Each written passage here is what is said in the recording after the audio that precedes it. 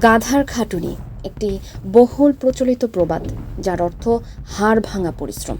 গাধার এই কঠোর পরিশ্রমের অবদানের প্রতি কৃতজ্ঞতা জানাতে মেক্সিকোর ওতুম্বা শহরের বাসিন্দারা পালন করেন এক অনন্য উৎসব। প্রতি বছরের মতো এবারও মে দিবসে কর্মঠ এই প্রাণীটির প্রতি বিশেষ সম্মাননা জানানো হয়েছে। মানুষের প্রয়োজনে গাধার নিঃস্বার্থ অবদানকে স্বীকৃতি দিতেই গত 6 দশক ধরে চলে আসছে এই বর্ণাঢ্য আয়োজন। ঐতিহ্যবাহী এই উৎসবে যোগ দিতে ওতুম্বা শহরে জড়ো হন হাজারো মানুষ। উৎসবের অন্যতম আকর্ষণ ছিল গাধাদের সাজসজ্জা। আয়রনম্যান সহ বিভিন্ন থিমে রং বেরঙের পোশাকে গাধাদের সাজানো হয়। দিনটি উপলক্ষে আয়োজিত হয় বিশেষ দৌড় প্রতিযোগিতা। তবে এখানে জয় পরাজয় মুখ্য নয়, বরং কৃষকের উপকারী বন্ধু ও সহযোগী হিসেবে গাধাকে সম্মান জানানোই এই আয়োজনের মূল উদ্দেশ্য।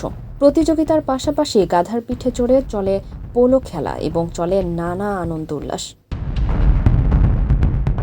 মূলত কৃষি নির্ভর এই অঞ্চলটির জীবিকার সাথে একসময় ওতপ্রোতভাবে জড়িয়ে ছিল গাধা। মাঠের কাজ থেকে শুরু করে ফসল তোলা পর্যন্ত নানা কাজে গাধা ব্যবহারের প্রচলন আজও রয়েছে। আধুনিক যন্ত্রপাতির যুগে এর ব্যবহার কিছুটা কমলেও কৃষকের অকৃত্রিম বন্ধু হিসেবে এখানে প্রাণীটি বিশেষ মর্যাদা পায়। উৎসবের অনেক অংশগ্রহণকারী গাধার আদলে মুখোশ পরে এবং বিভিন্ন কসরত প্রদর্শন করে বিনোদনের মাধ্যমে নিজেদের কৃতজ্ঞতা প্রকাশ করেন। ওতুম্বার মেয়র এই আয়োজন সম্পর্কে বলেন, এটি তাদের দীর্ঘদিনের পুরনো ঐতিহ্য। একদিকে যেমন এটি একটি উৎসব, অন্যদিকে গাধা সংরক্ষণের একটি বিশেষ উদ্যোগও বটে। অনেক স্থানেই এই প্রাণীটি বিলুপ্তির পথে থাকলেও ওতুম্বার বাসিন্দারা এই প্রজাতিটিকে টিকিয়ে রাখতে বদ্ধপরিকর। বিলুপ্তির হাত থেকে গাধা রক্ষায় জনসচেতনতা তৈরিও এই উৎসবের একটি অন্যতম লক্ষ্য।